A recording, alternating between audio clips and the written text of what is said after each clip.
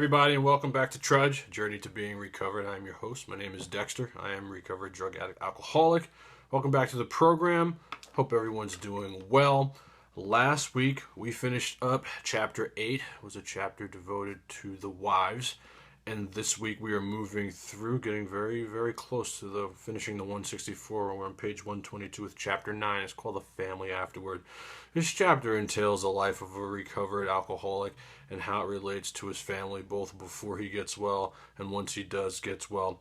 Chock full of information. It's a little long. I'll try to break it down into only 2 parts and a little bit more highlighting and a little bit more facts going on in this chapter rather than the preceding chapter that we just did. It speaks about a whole lot of different things that relates to not only the man or woman in question who has been afflicted with the disease of alcoholism, but the family as well. So let's take a moment and open up our program like we open up all our programs with the third step prayer. This is highlighted pink on page 63 for those of us who have been doing this work from day one. So invite God in, as we always do, and then get started, because there is lots to do.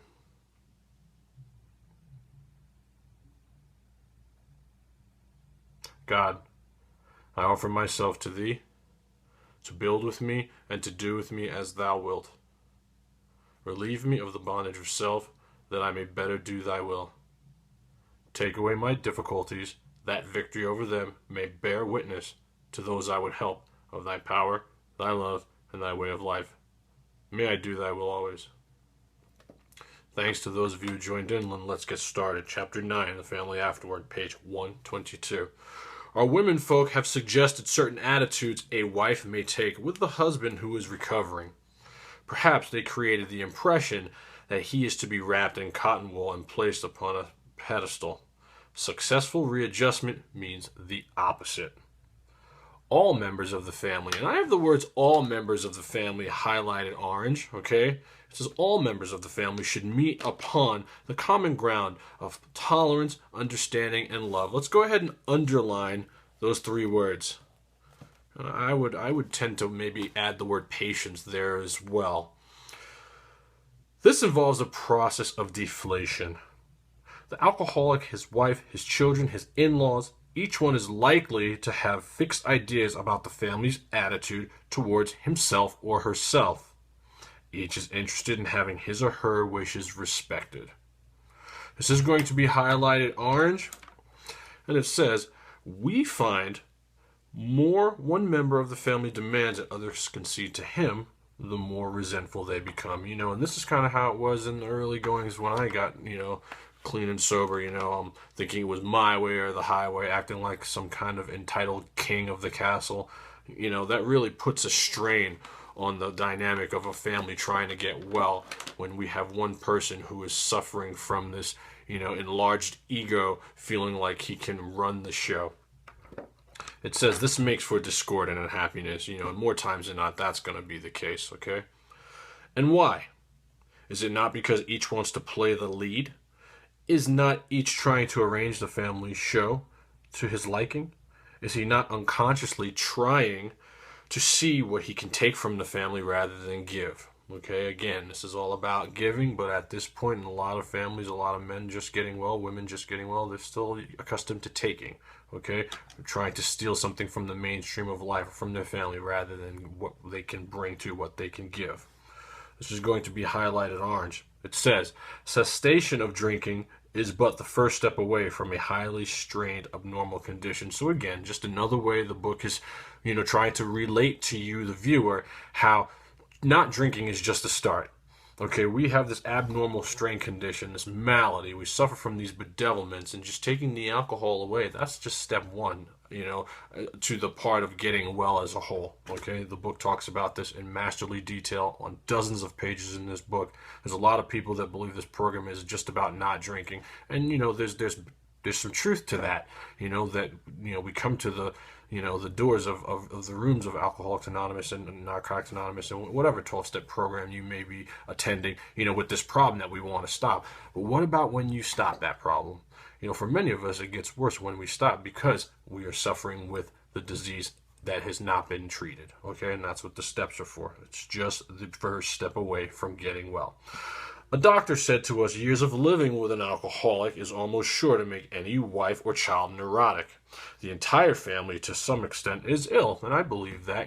This is a family disease. Alcoholism, it reaches out and it attacks anything and anyone that comes in contact with the person in question. Okay, in a lot of cases, it's the family. Okay, let families realize as they start their journey that all will not be fair weather. Each in his turn may be footsore and may straggle. There will be alluring shortcuts and bypaths down which they may wander and lose their way. Suppose we tell you some of the obstacles a family will meet. Suppose we suggest how they may be avoided, even converted to good use for others. The family of an alcoholic longs for the return of happiness and security. They remember when father or mother, was romantic, thoughtful, successful. Remember the stages of an alcoholic. If we go from a light, maybe a weekend warrior to a hard drinker, a lot of times these marriages, they go through these stages. The wife or the husband may see the significant other go into this different stage as the addiction or the progression of alcoholism grows, and before you know it, they're a real alcoholic. But they're remembering what it was like in the beginning when we were in love, when we were getting married, when the children were young. This is all real stuff that the book is suggesting. Even from back then till now, this stuff still takes place. Okay, it's absolutely applicable to 2014, what's going on today, if we apply this to the family. Okay, it says they remember when the father was romantic, thoughtful, successful. Today's life is measured against that of other years, and when it falls short, a family's going to be unhappy. Okay, family confidence in dad is rising high. The good old days will soon be back, they think. Sometimes they demand that dad bring them back instantly. It's real important to remember that just because your husband or your dad's or your wife or your mom's, drinking has stopped, that they haven't gotten well, 100%. Right now they just stopped drinking. They're making steps towards getting that spiritual experience. But, while for some people it takes a little bit quicker, for some people it takes a little bit longer, and while the wives and the children may have suffered mightily at the hands of the alcoholic in question, and they want it now. You're not drinking anymore, so we want you to be this perfect Adonis, husband, or this model citizen dad right now. Patience, okay? A very key, vital part of the chapter called The Family Afterward. Everyone involved needs to understand that patience is vital here, okay? God, they believe, almost owes this recompense on a long overdue account. But the head of the house has spent years in pulling down the structures of business, romance, friendship, health. These things are now ruined or damaged. Okay, well, think about the amount of years of drinking, at the hands of this person in question, all the damage that's caused. A lot of that knot doesn't get untied in just a couple of weeks or a couple of days. While you can have a spiritual experience that quickly, in a lot of cases, that man is getting well, but it's getting to the point where the family's getting well, it takes more time, okay? It will take time, like I was just saying, it will take time to clear away the wreck, okay?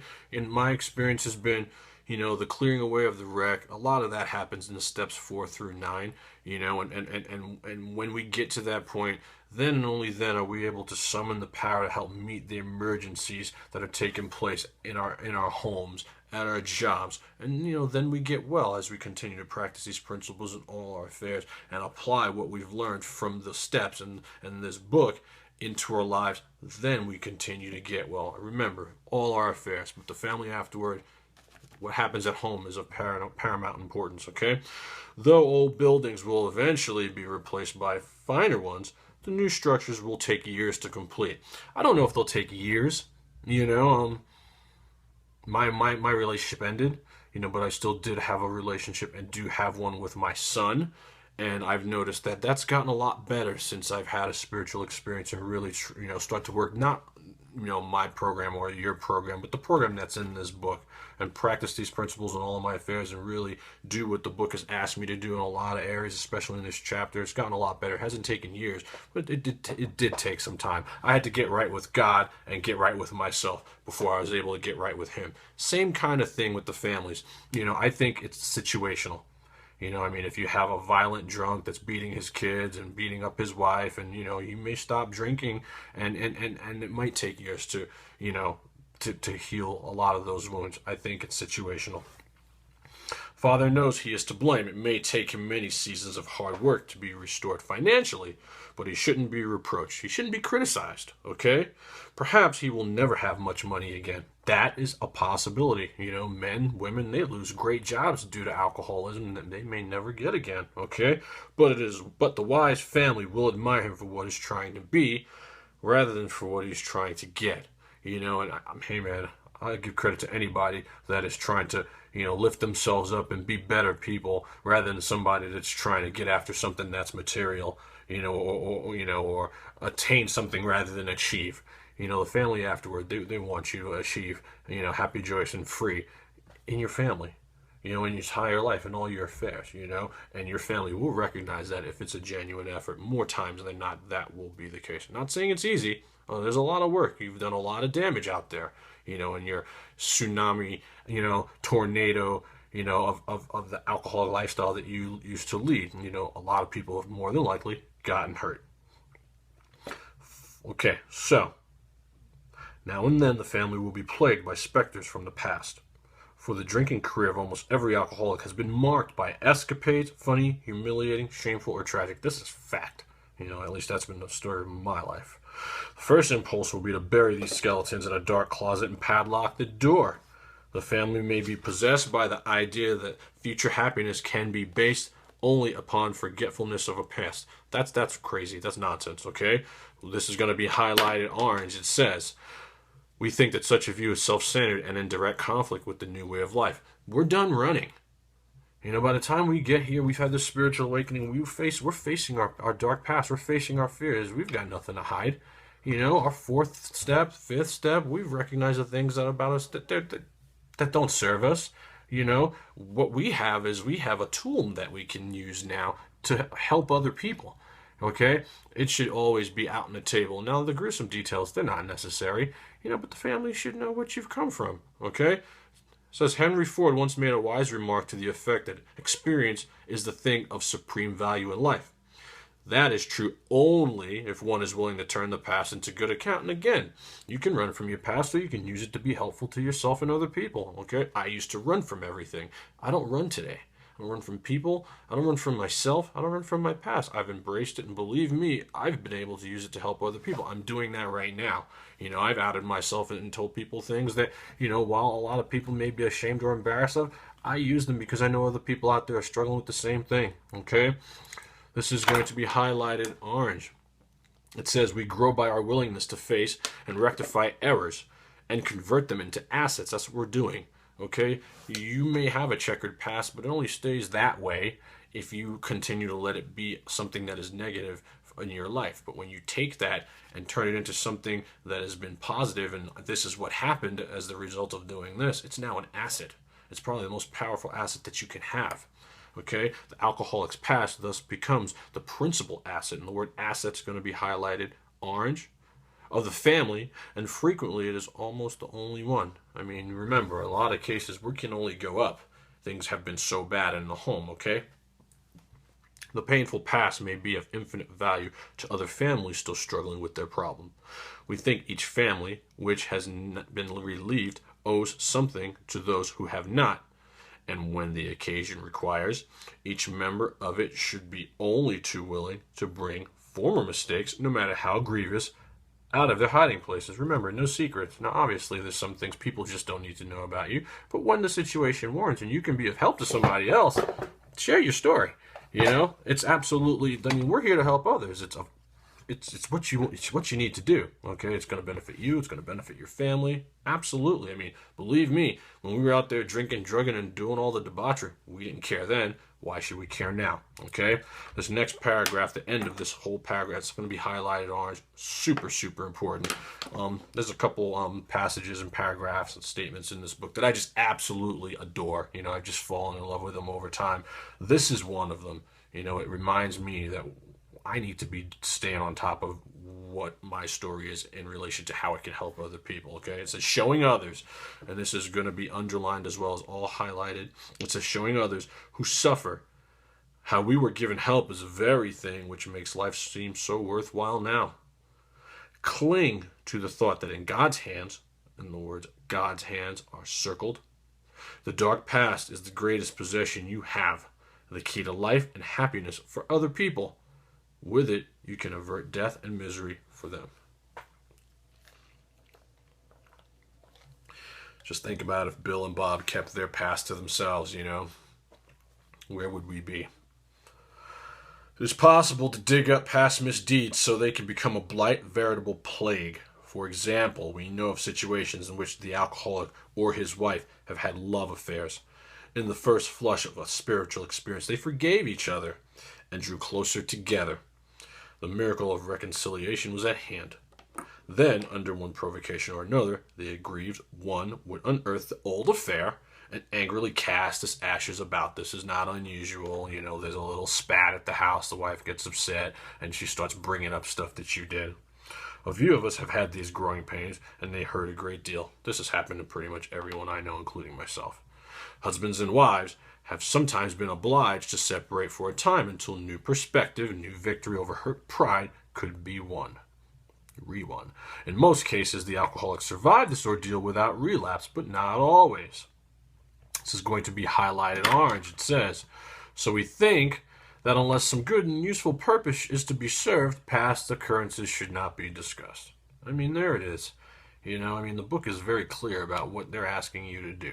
Members of the family, the wives, the husbands, everyone involved, the kids. This is all applicable to everyone involved. Okay, my grand sponsor taught me two really amazing things about relationships, platonic, intimate, and otherwise. And the best advice that I ever got, was to pray for the other person's happiness, whether it's the kids, the wife. Pray for that person's happiness and ask yourself daily, how can I best serve that person? What is that I can do to best serve thee?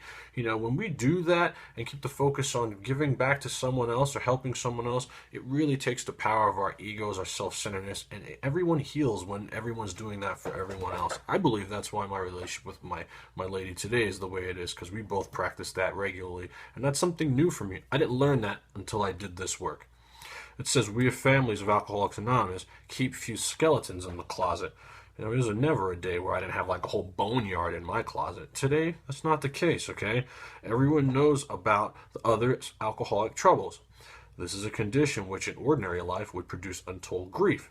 There might be scandalous gossip, laughter at the expense of other people, and a tendency to take advantage of intimate information. Among us, these are rare occurrences. We do talk about each other a great deal, but we almost invariably temper such talk by a spirit of love and tolerance. I have love and tolerance underlined. Next sentence is going to be highlighted orange. It says, another principle we observe carefully is that we do not relate intimate experiences of another person unless we are sure he would approve. Okay, we are sure is underlined. This is very important. You really don't want someone else telling your story without your permission. It's just that simple. I have no problem with what I'm sharing out there to you people. Some of it has been kind of intimate over the time that I've been doing Trudge. Some of it has not. There's some things I believe are just only for you, God, or you and this, your sponsor. But I gladly do that because I know there's someone out there that needs to hear it and might be helped by it. Now, if I take information from somebody that I'm working with and post it on here, I need to know that they're okay with me doing that. Okay? You never want to share someone else's experience unless you know as fact that they're going to be okay with you doing so. We find it better when possible to stick to our own stories. Just stick to your own experiences. All you've got. Believe me, if you're anything like me, your own experience is enough. It will keep you busy. A man may criticize or laugh at himself, and it will affect others favorably. But criticism or ridicule coming from another often produces a contrary effect. I just keep the focus on me. I talk about what happened to me, what I did. I can laugh at myself, make fun of myself, criticize myself. It makes it more understanding for other people. But once I start pointing a finger at other people, we have problems, okay? Members of a family should watch such matters carefully. For one, careless, inconsiderate remark has been known to raise the very devil. We alcoholics are sensitive people. I have we alcoholics are sensitive people highlighted orange. and underlined, okay? And we are. It takes some of us a long time to outgrow that serious handicap. I'm still kind of sensitive. It's just what it is. It takes some of us longer to outgrow that, okay? We don't, nobody wants to catch flack from somebody else or be ridiculed or ostracized, for something they've done, or especially if it's in the past and we're trying to really make a sincere effort at getting well, It's just what it is. Many alcoholics are enthusiasts. They run to extremes. At the beginning of recovery, a man will take, as a rule, one of two directions. He may either plunge into a frantic attempt to get on his feet in business, or he may be so enthralled by his new life that he talks only of things or thinks of little else. In either case, certain family problems will arise. With these, we have had experiences galore, and so have I, okay? Being so fired up about getting well in my spiritual experience that I start forgetting about problems at home, or, putting all my effort into helping others and then forgetting about my family at home. I learned about this the hard way. We think it dangerous if he rushes headlong at this economic problem, okay? The family will be affected also, pleasantly at first, as they feel their money troubles are about to be solved. Then, not so pleasantly as they find themselves neglected. You never want to worry about getting your finances in order first. Get yourself in order, get right with God, get your family together. Believe me, you will be in a position to get well that way, if you do. Economic insecurity will leave us. The promises tell us so. Dad may be tired at night and preoccupied by day. He may take small interest in the children and may show irritation when reproved from his delinquencies. If not irritable, he may seem dull and boring, not gay and affectionate as the family would like him to be. Okay, here we go, wishing he was something that he isn't. Mother may complain of inattention. They are all disappointed and often let him feel it. Beginning with such complaints, a barrier arises. He's straining every nerve to make up for lost time. He's striving to recover fortune and reputation and feels he is doing so very well. So, he's working it. More than likely he's really trying his best. But the family at times can be wishing he was something else or be wanting more because they're feeling neglected. Sometimes mother and children don't think so. Having been neglected and misused in the past, they think father owes them more than they are getting. They want him to make a fuss over them. They expect him to give them the nice times they used to have before he drank so much, and show contrition for what they suffered. Dad doesn't give freely of himself. Resentment grows. As that word, resentment, is a deadly one. He becomes still less communicative. Sometimes he explodes over a trifle, simple thing, he steps on the cat's paw or something and it will explode. You know what I mean? The littlest things can sometimes set us off. The family is mystified. They criticize, pointing out how he is falling down on his spiritual program. This sort of thinking can be avoided. Both father and the family are mistaken, though each side may have some justification. Okay, so you might have this justified feeling about why this is happening, but you may still be in the wrong here. Okay. It is of little use to argue and only makes the impasse worse. So just telling you, fighting, argument, remember, argument, fault finding, bottom of page 91, is to be avoided like the plague. That is absolutely applicable here with the family, especially the husbands and the wives. The family must realize that Dad, though marvelously improved, is still convalescing. They should be thankful he is sober and able to be of this world once more. Let them praise his progress. Well, look, 6 weeks ago, the guy couldn't go to the bathroom without a six-pack in him. Give it some time. You will be able to tell as a family unit, as a wife, as a daughter, as a son, if your dad is really making a genuine effort or your mom is really making a genuine effort to get well. It will be obvious. It will be apparent. It takes time. The rest of this paragraph is going to be highlighted orange. Okay, it says, let them remember that his drinking wrought all kinds of damage. That may take long to repair. If they sense these things, they will not take so seriously as periods of crankiness, depression, or apathy, which will disappear when there's tolerance, love, and spiritual understanding. That spiritual understanding is huge. The whole family, will benefit from everyone trying to play their part in having it. The head of the house ought to remember that he is mainly to blame for what befell his home. So you, the alcoholic out there, don't forget that this is probably this way because of you, okay? Because of your disease. He can scarcely square the account in his lifetime. But he must see the danger of overconcentration on financial success. So again, you start getting well, you're not drinking, your focus should not be going out there making money. You know, the former doesn't come before the latter. You don't win the prize money before you run the race. Okay? Although financial recovery is on the way for many of us, we found we could not place money first. Okay? Have your priorities in order here. This is going to be highlighted in orange. It says, for us, material well-being always followed spiritual progress. It never preceded it. Don't put the cart before the horse here, okay? Since the home has suffered more than anything else, it is well that a man exert himself there. Exactly. I mean, you're suffering for sure, but people around you are suffering just as much as you, okay? That spiritual prison that you've been in, your family's in it with you, okay? Believe that.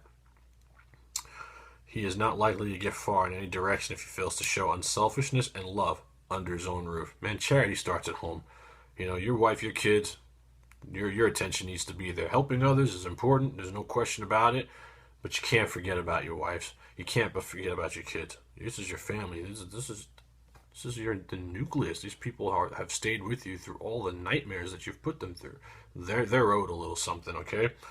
We know there are difficult wives and families, but the man who is getting over alcoholism must remember he did much to make them that way, okay? Remember why these people are this way, man. You've done a lot to do this, okay? As each member of a resentful family begins to see his shortcomings and admits them to others, he lays a basis for helpful discussion. These family talks will be constructive if they can be carried on without a heated argument. Self-pity, self-justification, or resentful criticism. So you're trying to just be able to have a decent discussion without all this extra stuff that's going on that's going to leave, and maybe potentially light a fuse to a big blow up. That's not what we're trying to do here, okay? Little by little, mother and children will see they ask too much, and father will see he gives too little. This is going to be highlighted orange, and this is some more good advice on relationships. It says given rather than getting will become the guiding principle. My whole life was about what could I get? What could I take? When was my turn? I started putting this altruistic way of life to the test, and I've received more than I could have ever wanted in my entire life. It's just how it's been. And this has been the story and the experiences of a lot of us who have done this work. Assume, on the other hand, the father has, at the outset, a stirring spiritual experience. Overnight, as it were, he is a different man. Okay, he is a different man, highlighted orange, because this has happened to a lot of us who have done this work. Our forefathers were having this happen to them overnight. 2 days, 3 days, with less than a week out there, work the steps, helping other addicts, alcoholics, That hasn't been my experience, but it can happen. He becomes a religious enthusiast. He's unable to focus on anything else. As soon as his sobriety begins to take a matter of course, the family may look at their strange new dad with apprehension, then irritation. There is talk about spiritual matters morning, noon, and night. He may demand that the family find God in a hurry, or exhibit amazing indifference to them and say he is above worldly considerations. This is tricky. This has happened to men and women. They need to be very careful of how they handle their spiritual awakening. He may tell mother, who has been religious all her life, that she doesn't know what it's all about, and that she'd better get with his brand of spirituality while there is still time. Okay, now we're just playing God. Ego is involved here. Grandiosity is involved here. All things non-spiritual. When father takes this tack, the family may react unfavorably. They may be jealous of a God who has stolen dad's affections. While grateful that he drinks no more, they may not like the idea of that God has accomplished the miracle where they failed. The next sentence is going to be highlighted orange. It says, they often forget father was beyond human aid. Okay, it's important for the family to recognize that there's no point that any of their actions, anything they do, could have ever got that guy to stop drinking or got mom to stop drinking. Okay, they are real alcoholics. They're real drug addicts. This is a spiritual sickness. They needed spiritual help. Okay? They may not see why their love and devotion did not straighten him out. Dad is not so spiritual at all, they say. If he means to right his past wrongs, why all this concern for everyone in the world but his family? What about his talk that God will take care of them? They suspect Father is a bit balmy. He is not so unbalanced as they might think. Many of us have experienced Dad's elation. We have indulged in spiritual intoxication. I have those words circled. We've just overdone it to the point where, we've come kind of borderline fanatical and evangelistic. I dabbled with this a little bit. I was just so excited, but the truth of the matter is that ego got involved. Okay? Like a gaunt prospector, belt drawn over the last ounce of food, our pick struck gold. Joy at our release from a lifetime of frustration knew no bounds. Father feels he has struck something better than gold. For a time he may try to hug the new treasure to himself. He may not see at once that he has barely scratched a limitless load. The word limitless is going to be underlined. Which will pay dividends only if he minds it for the rest of his life. And insists, the word insists is going to be underlined, on giving away the entire product. I have the words entire product underlined. And with that, my friends, we are going to stop today and conclude the reading. Next week we will pick off where we left off and do the Family Afterward Part 2. We'll do this in 2 parts rather than 3. I feel the need to kind of pick up the pace here with you guys and get through this chapter. And I like the way it ended today, just kind of reminding us that we need to give this away. It's not enough for me to just have this spiritual awakening. I'm busy, I got so much going on, but I have to take the time to stop and do this program. That's one way I give it away. Another way is sponsorship, going to meetings, sharing, other altruistic practices outside of the 12-step, capacity. There's a million things you can do to live altruistically, and I get to keep my recovery intact. I need to stay spiritually fit, by doing these things. And so that's all for today. Again, thank you for allowing me to serve. My life is going really well. It's really busy, but it's going really well, and I hope yours is too. Remember, as always, to pay attention to what's going on. Watch God manifest himself in your life. Pay it forward. Just like this ending of, what we just read. We can't keep what we have unless we give it away. And to rely on God and not on other people. If we are a place beyond human aid, like we just kind of read about, it's a spiritual solution, and it's never gonna be anything different for people like us who are the real drug addicts and the real alcoholics that need the kind of spiritual solution it's going to take to get well. So hopefully we can start to incorporate a little bit of what we read today in our own families, because it's all about all our affairs, and it's about everyone getting well. Now that we've gotten well ourselves, it's time to heal our families. Until next week, with part 2 of the Family Afterward, my name is Dexter, recovered drug addict alcoholic. Thanks for watching today, and as always, if you think there's somebody that can benefit from watching this, please share it. Please pass it on. It's why I do it. I want to be able to reach other people out there that have not yet found this solution, or may not be hearing the kind of solution that, we're talking about here, from the big book of Alcoholics Anonymous in meetings. It's almost like a lost art. This is not some kind of newfangled recovery. This is what the program was based on. And so feel free to share it if you think there's somebody who can use it. Husbands, wives, it's beneficial to all. The booklet lets us know that it definitely has its advantages for all. So until next time, thanks for watching. Namaste.